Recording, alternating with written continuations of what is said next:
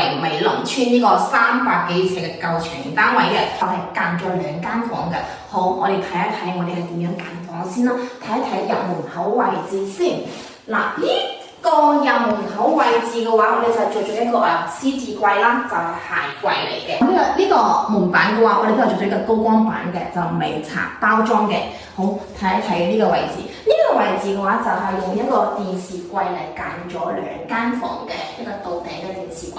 咁睇翻呢度嘅話都係做咗一個大嘅一個黑框嘅玻璃飾櫃，入邊都加咗燈帶嚟滲光嘅。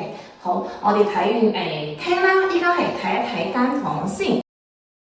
我哋呢個位置就係做咗一個小小嘅木牆啦，3尺嘅地台床側邊啦，我哋都係用咗個衣櫃嚟間房啦。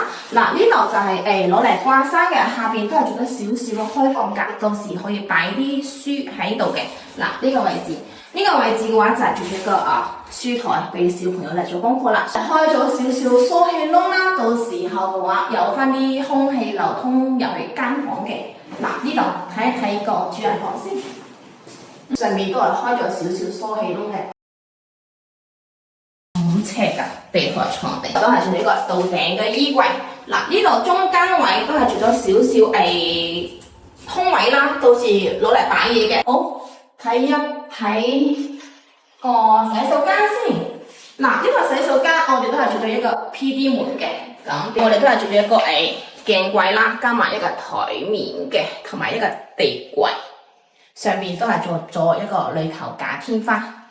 咁呢個我哋就睇翻呢度就冇拆嘅，用翻原有佢個玻璃門喺度。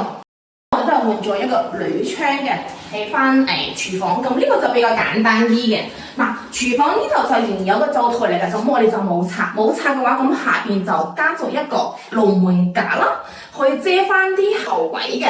上面都係做咗一個吊櫃，吊櫃中間我哋都係做咗一個空格啦，到時可能擺啲調味料喺度嘅。呢個單位我哋都係做咗裝修連家私一條嘅話，咁就啱啱完工嘅。地下嘅話就係鋪咗一個長條形嘅木紋磚啦，咁就做埋水電油漆。想設計嘅都可以快啲揾我哋啦。